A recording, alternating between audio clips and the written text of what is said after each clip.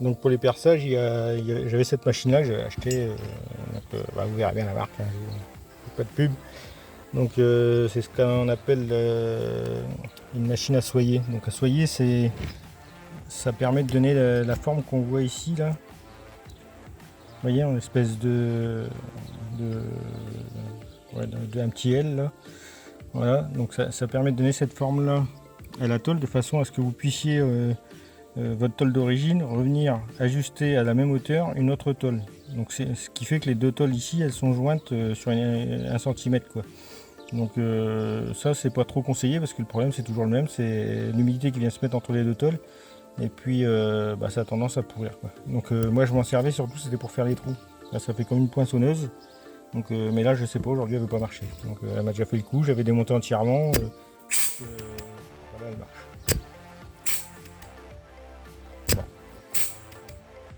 voilà. Donc c'est pas mal hein. Le problème c'est que cette marque là ils sont un peu radins sur la graisse, donc moi je les démonte entièrement à chaque fois que j'achète un appareil qui fonctionne de cette marque là et je le regraisse en majorité quoi. Voilà.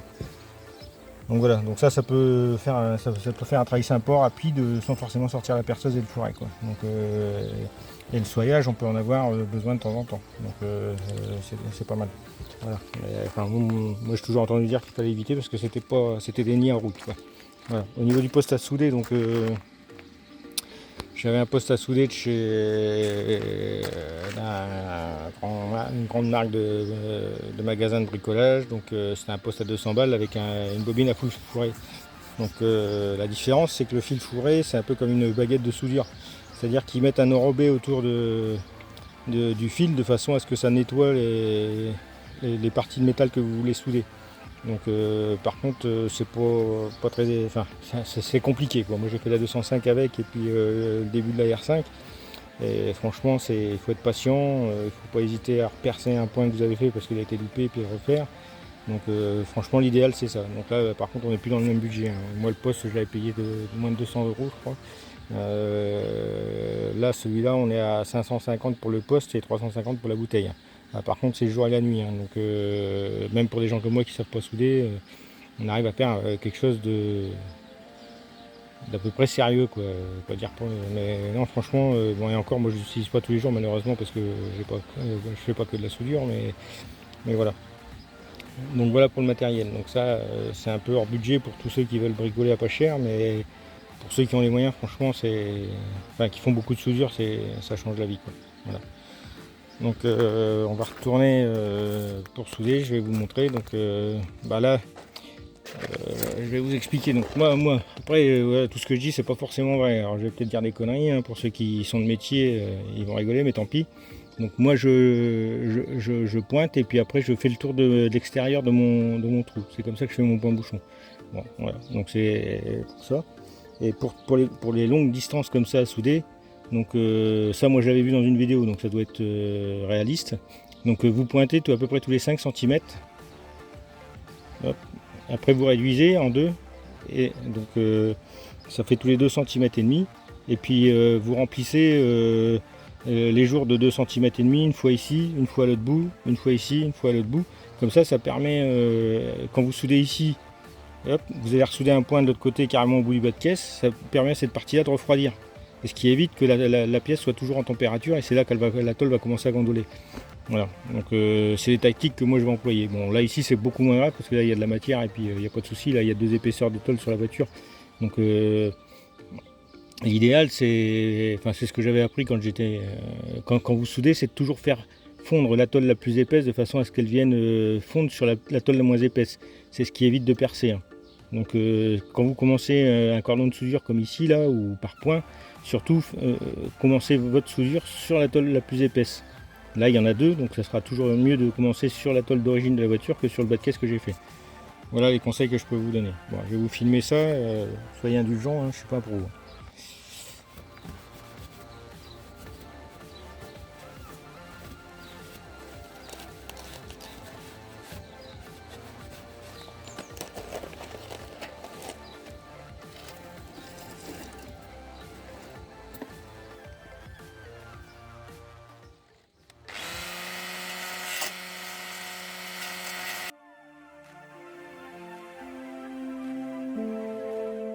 surtout bien nettoyer la peinture, la partie entre les deux parties où vous allez souder pour pouvoir avoir une meilleure adhérence possible et puis moins de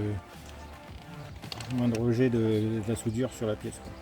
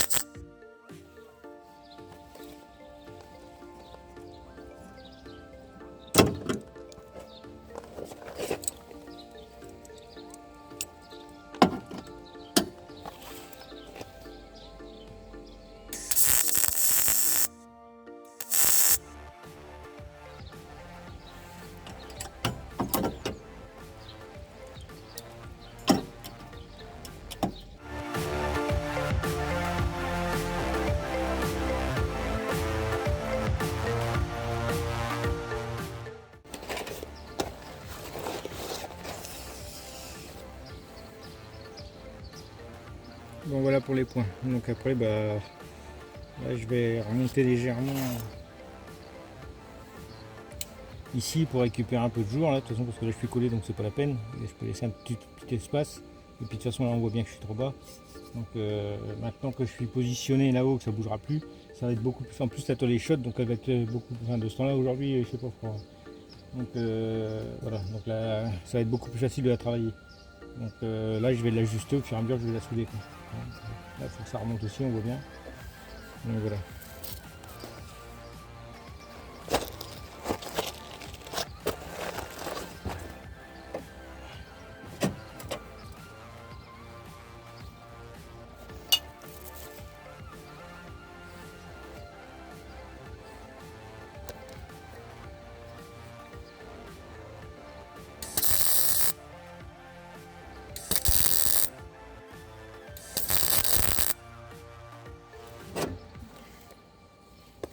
Bon, voilà, c'était l'erreur que je vous ai expliqué. Donc sans le vouloir, j'ai tapé d'abord sur mon bas de caisse avant de taper sur la caisse, et du coup mon bas de caisse il a fondu.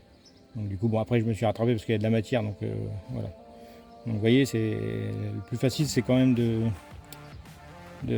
faire fondre la partie la plus épaisse pour venir sur la partie la moins épaisse.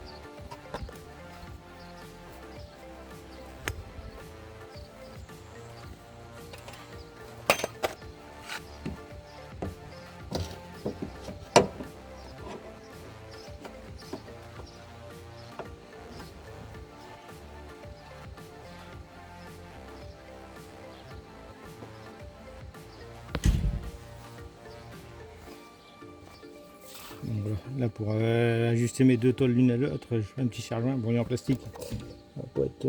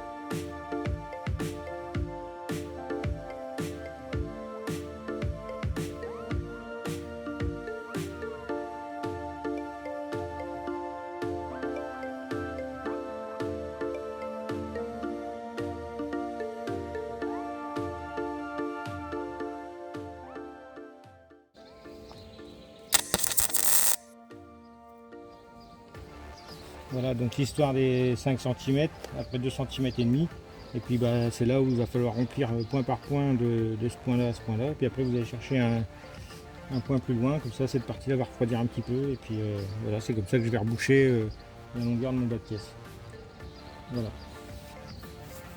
Bon, bah, de toute façon je termine ça et après je vais refaire les 2 chutes qui me manquent là. Et puis après c'est juste une mise en après en attendant de reprendre la voiture, ce qui va pas être fait tout de suite. Donc les prochains travaux ça va être remplacement de l'aile arrière et puis réparation des deux baies de pare-brise qui sont pourries à l'avant comme à l'arrière. Voilà, toujours une petite soufflette avec un jet d'air comme ça, si jamais vous avez un petit souci, mettez un petit coup de soufflette, ça éteint les flammes qu'il peut y avoir derrière. Comme ça il y a pas mal de produits et puis là comme j'ai mis du corps creux un peu partout avant de souder, malheureusement bah, la chaleur elle monte partout et puis elle le fait fondre.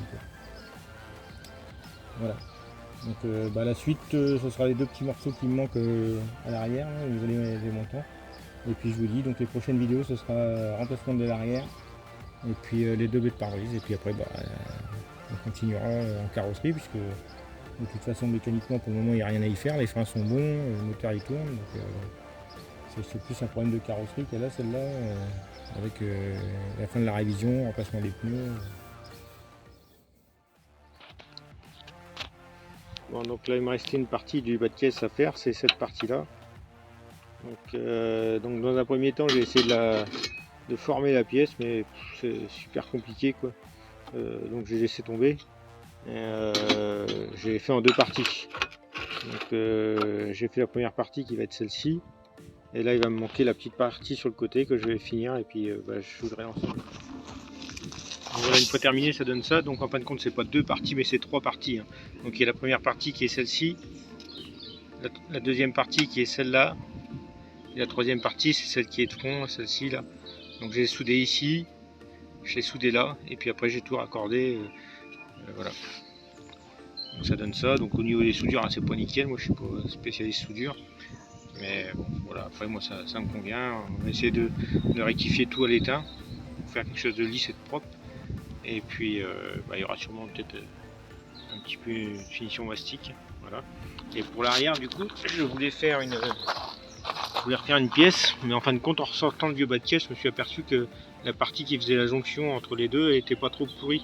Donc du coup je l'ai découpé proprement et puis je l'ai ressoudé sur le bas de caisse que j'avais refait. Donc ça m'a évité de refaire une pièce, parce que c'est vraiment pas évident, il y a plusieurs volumes.